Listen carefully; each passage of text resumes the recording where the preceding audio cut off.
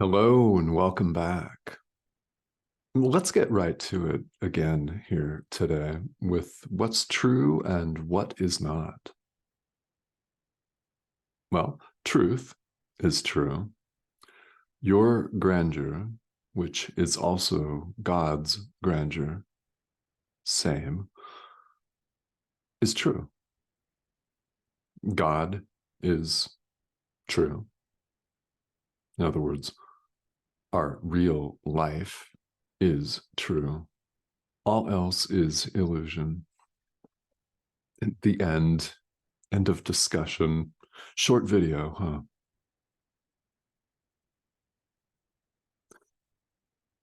Just kidding. Let's continue because we need to continue and we need to elaborate these simple statements of truth, which is so simple, it's actually beyond all concepts entirely, including the words that we're currently using to talk about it. So all we're doing is pointing to it here. Truth can be and will be and is experienced. Experienced.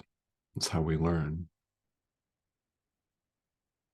So with our concepts, such as words and the internet and videos and all of those things, we point to it, which here in the world is tremendously valuable because our conditioning would not have us look at reality at all.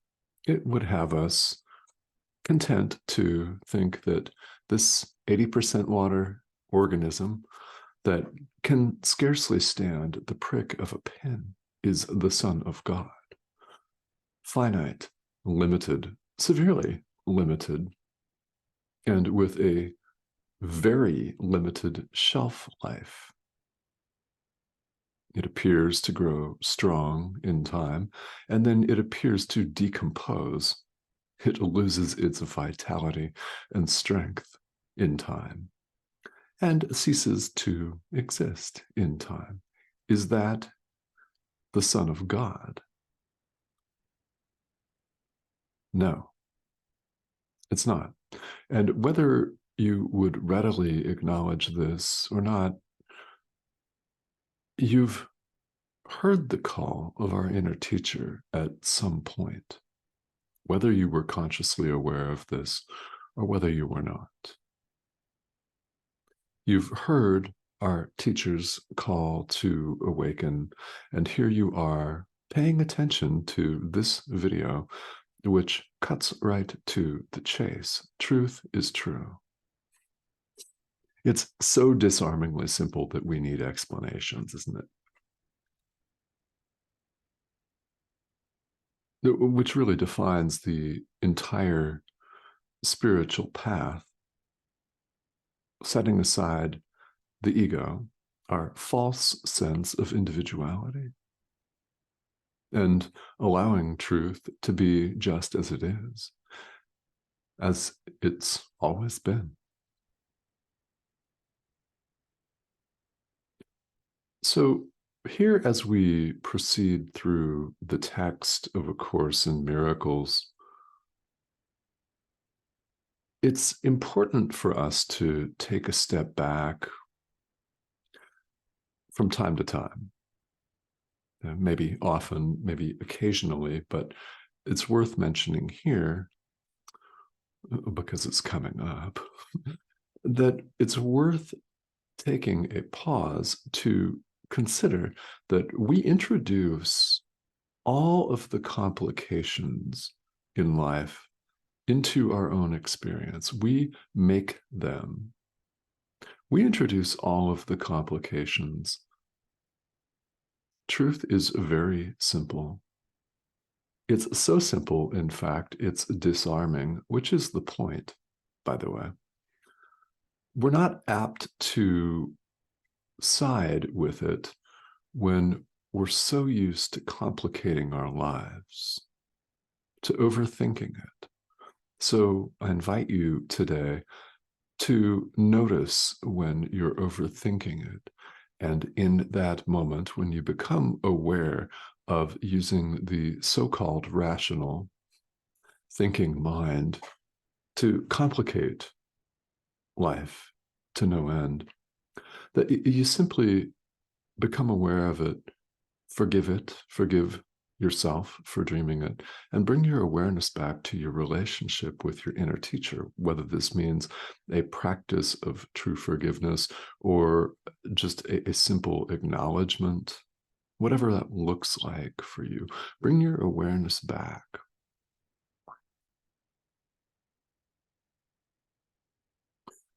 We're looking at the last section of chapter 9, which is entitled Grandeur versus Grandiosity.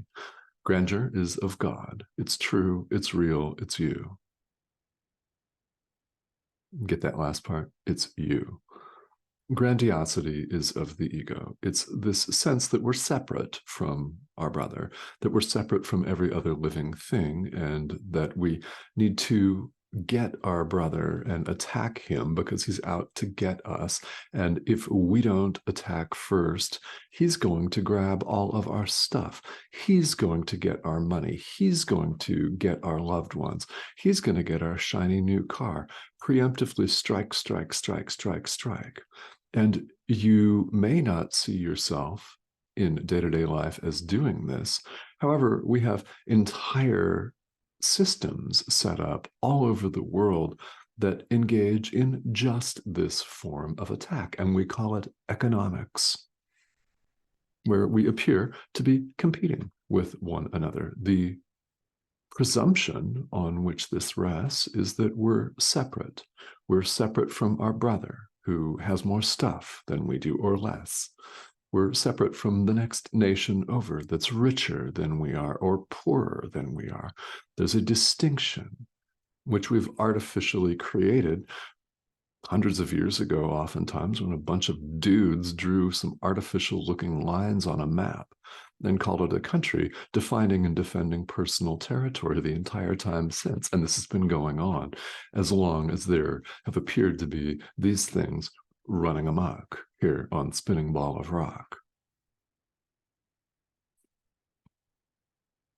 I mean, how often do we allow ourselves to really contemplate the needlessness of all our complication in the world? We don't, do we? So enter this video, which you're still watching. There's a reason why. Either I've said something already, or I'm going to say something that you're meant to hear. When you hear that, understand it is your inner teacher speaking to you. You're invited to pay attention to what your inner teacher says and instructs you to do. You will know. You will.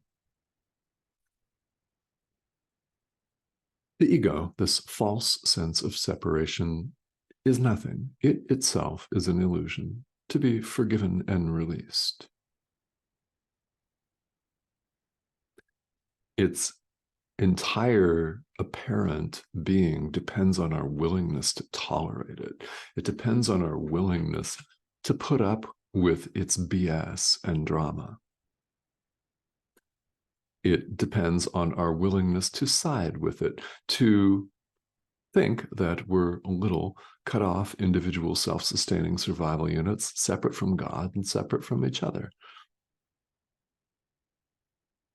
It depends on that belief, which we can withdraw at any time. This is the beauty of all of this. Salvation is available now. When else?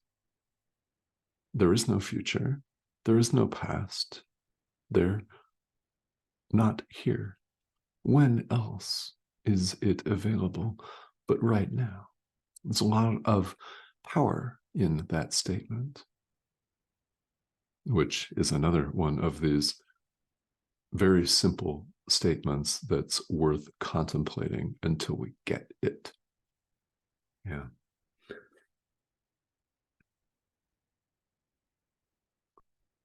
Grandeur of God and the grandiosity, the falsity of the ego cannot coexist. They do not coexist, nor can we vacillate between the two. We cannot alternate. If we think that we're alternating between truth and illusion, we are in illusion completely. Truth is true. Truth is whole. It's all there is.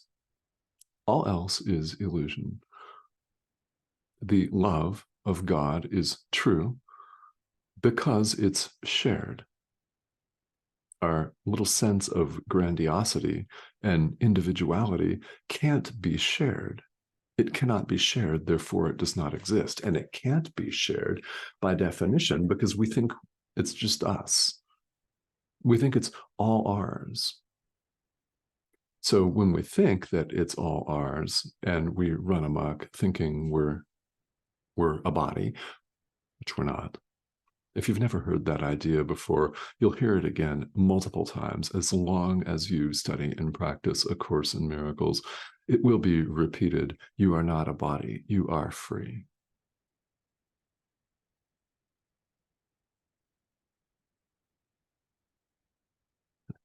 There's an idea worth contemplating and repeating until it sinks in.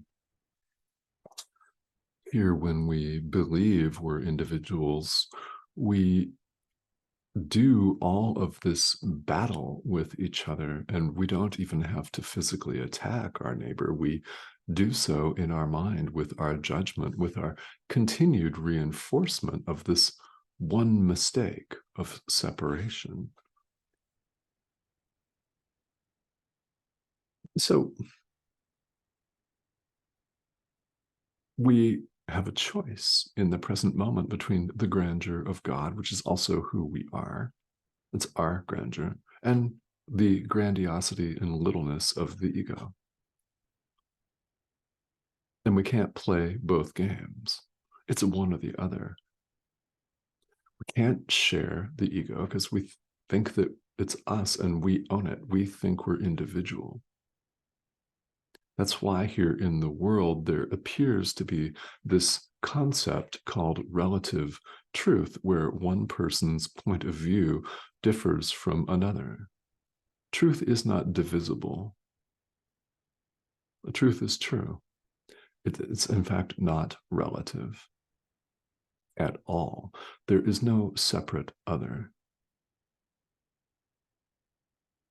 So if you're a student of Buddhism or Eastern philosophy, you may be familiar with these terms, relative truth, which appears to govern the dream, which this is, definitely, which appears to govern our lives here in the world, where we all appear to be having different experiences. We're not having different experiences because there are not 8 billion of us. There are not two of us. There is oneness, perfect oneness, absolute truth. Truth is true. It's eternal. It's all encompassing. And this course points the way to that. In fact, all spirituality points the way to that. There's something that attracts you to this particular path. There are many doors in spiritual practice, so you do not have to adopt A Course in Miracles as your primary spiritual practice, but you could choose to.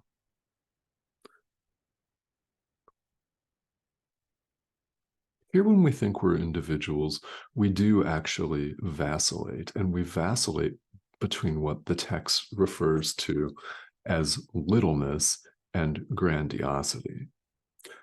When Jesus talks about this shift, this vacillation, it's the world of shift. It's the world of transformation. There is, in fact, no shift, no transformation, because truth is true. It is. God is. It's beyond all vacillation. Here in the world, we alternate really schizophrenically and quickly sometimes between highs and lows. One minute we feel amazing, like we own the place, that we're the bomb. That's grandiosity. And it's also the belief, when we believe we're an ego, that our brother sucks, that he's nothing and we're superior to him. And then just a few seconds later, you could switch and feel inferior and think that your brother has it made and is all that, and you suck. We can flip-flop. That's littleness, and we alternate and exhaust ourselves. Are you tired of this vacillation yet? I hope, I do, I hope that you may answer yes, unequivocally, yes to that, yeah, I'm sick of all of this. I'm doing it to myself. Holy Spirit, help. What do I do? Show me.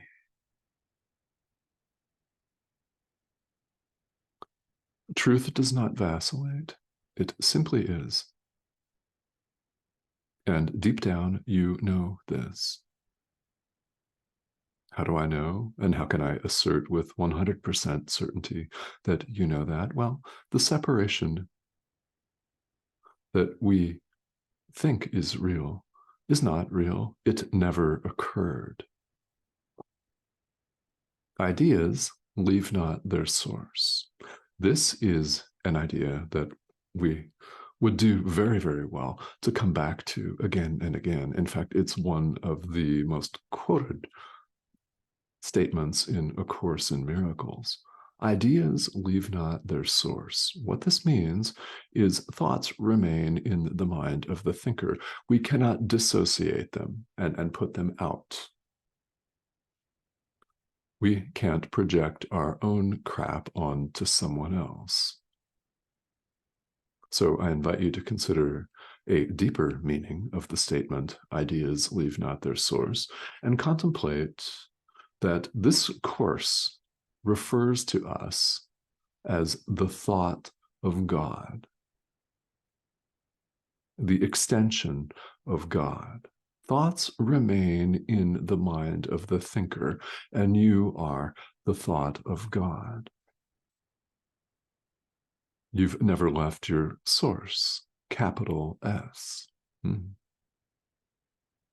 If you've never thought of this statement in that way, I invite you to do so. Ideas leave not their source. You're the thought of God. Where are you? And while you're at it, who and what are you? And I know that you know because we've never left our source. All of this is an illusion. It is a dream, and we're in the process, and it appears to be a process here when we think we age and acquire aches and pains and live what we call life. Here, while we appear to be here, it looks like a process.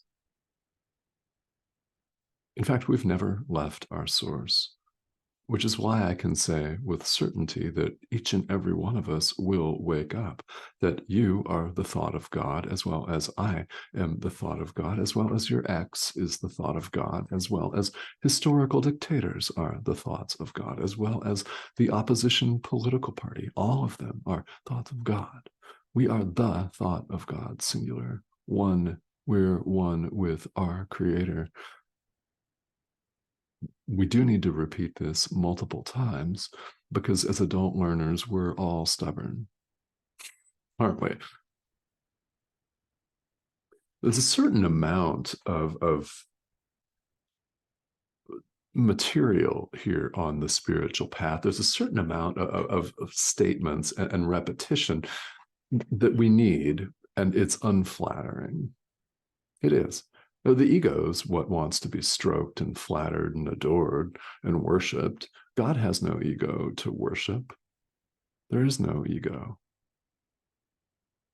So this becomes about our, as a practical matter, paying attention to our experience and taking ownership of our experience.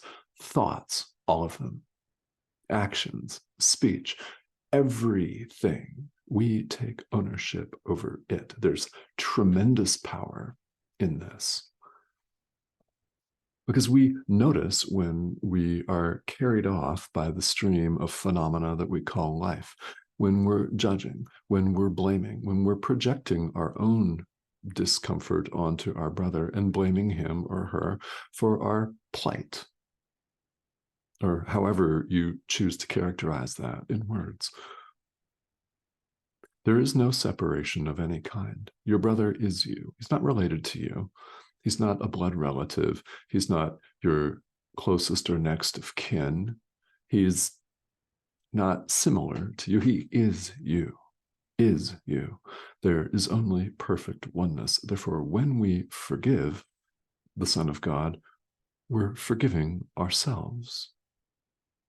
And when we lash out and blame and believe that our brother is a scum, we believe that we are scum. And we lash out and condemn and blame ourselves. How can this be? There is no separation of any kind.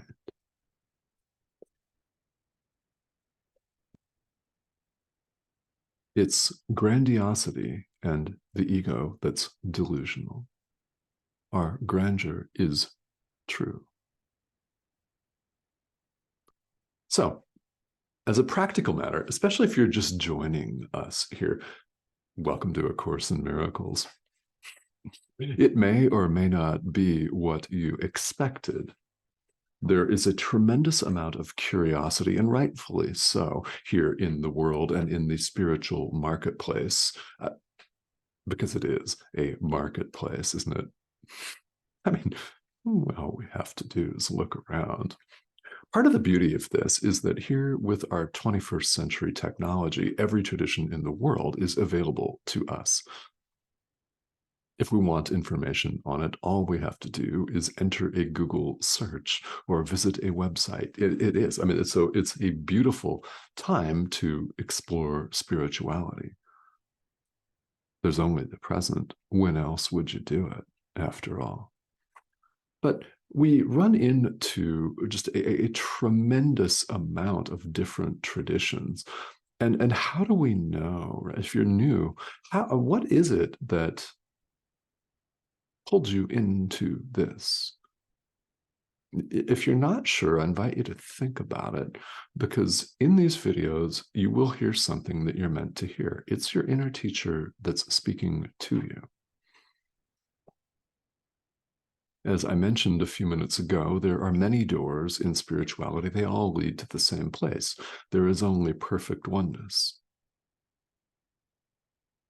So here you are, appearing to be in a world that does not acknowledge this.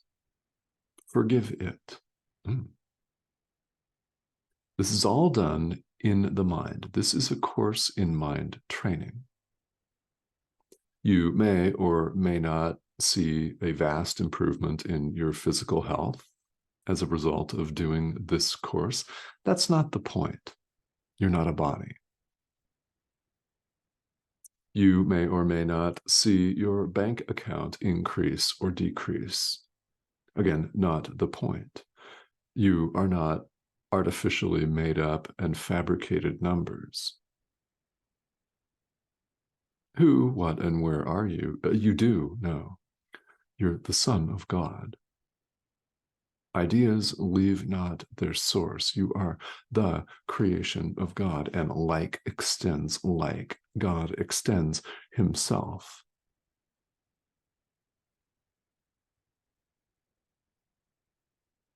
Food for thought, yeah, and repetition. All right, so along the way, questions are very likely to come up. In fact, there are days here on the spiritual path, and we've all experienced this, where it feels like there are more questions generated than answers, and confusion results. Yeah, not a problem. It goes with the territory, doesn't it? So you're more than welcome here to ask questions. This is a forum where you are free to ask whatever spiritual related questions you have. And if you're a longtime course student, great. If you're new to this material, fantastic. If you're just checking this out, wondering what these miracles are all about, well, welcome. And you're more than welcome to ask questions too. It doesn't matter your experience level with this material. This is a self-study curriculum. It is not a religion. It's not a cult. I have no authority over anyone, happily. And this is a pixelated image on your screen. When something lands, it's your inner teacher, part of your mind. The part that is known here in A Course in Miracles by many names, including the voice for God, the universal inspiration, the answer, and others. This is our inner teacher with emphasis on inner teacher, part of our mind that speaks truly, that will point to truth. We have only to listen to this part of our mind. If you have not yet subscribed, we'd love to have you join us. Here's the subscription arrow in the corner of your screen. Go ahead and click on that. A little pop-up window comes up with the word subscribe on it. So click that and join us. Several videos appear here each week. And again, comments and questions are most welcome. So thank you so much for joining me. I will talk to you all very soon.